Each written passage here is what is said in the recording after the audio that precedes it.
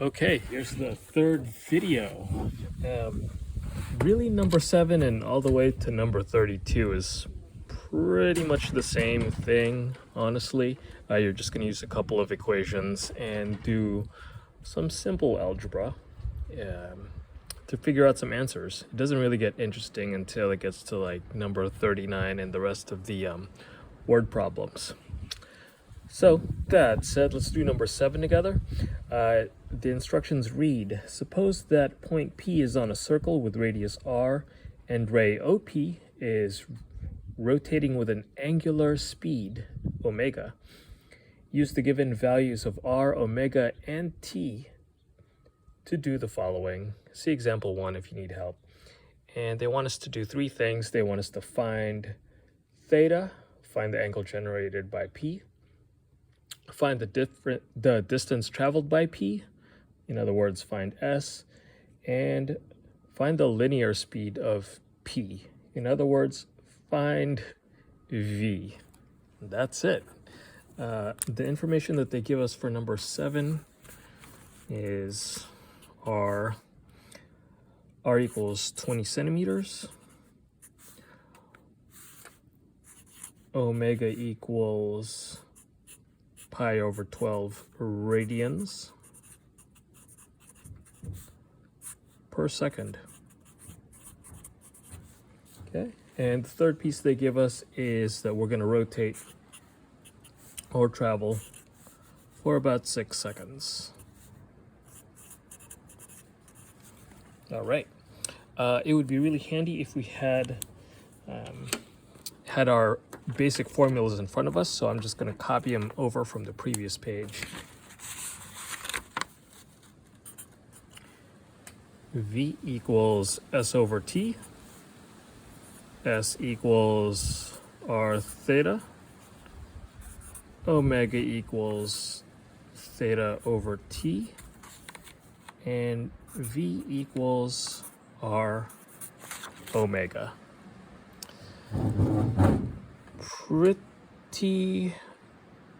Pretty okay. All right, so I'm going to put a box around that just to let you know I'm referencing these 4 equations, and I'll call them equation 1, 2, 3, and 4. Okay. All right, so they give us R, omega, and T, and I'm going to see if any of these have just R and just 2 out of these 3 variables. And the first one is here, R omega, so that means I can solve for V.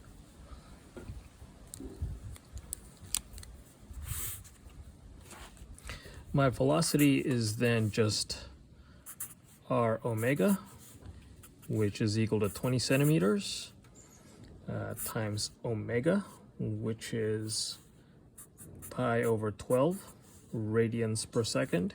Now at this point I should really I should include my units. That's 20 centimeters radians per second.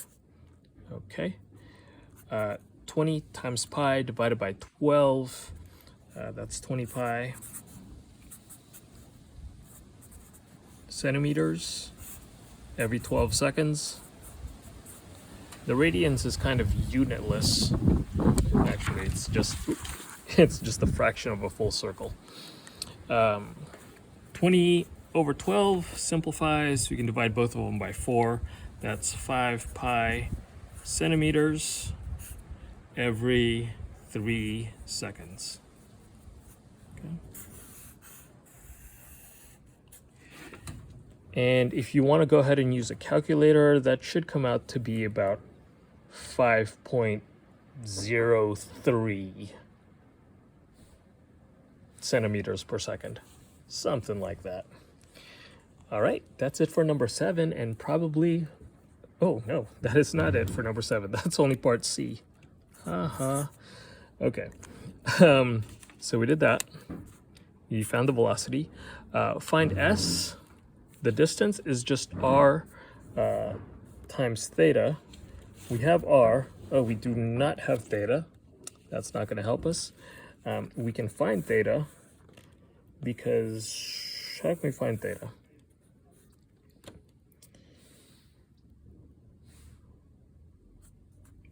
Because we have omega and time. There we go. In equation 3, we can find theta if we multiply omega and time. Another multiplication problem, no big deal.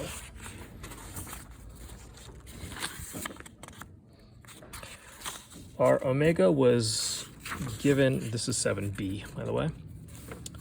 Our omega is pi over 12 radians per second. And our theta, where did it go? Or no, we don't know theta. We're looking for t. T is equal to 6 seconds. And theta is just omega times t. There's omega times t, pi over 12 radians per second. And we're going to do that for 6 seconds. I'm going to put that over 1 so you can easily see this, that the seconds drop out. Okay, and I'm left with 6 pi radians over 12. In other words, pi over 2 radians. And that happens to equal 90 degrees. Okay?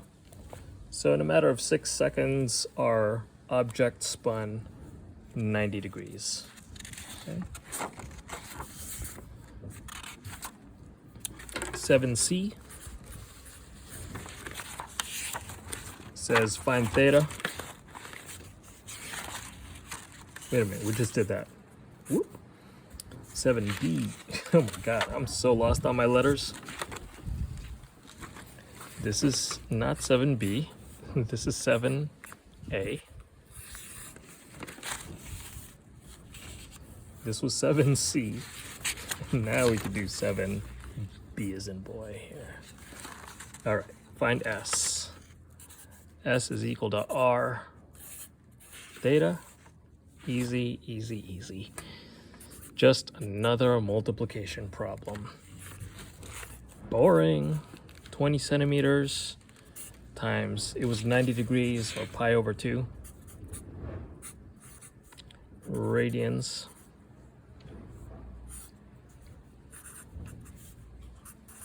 That's just 10 pi centimeters. That is it, my friends. That's problem number 7, part C, and then part A, and then part B. See you on the next one.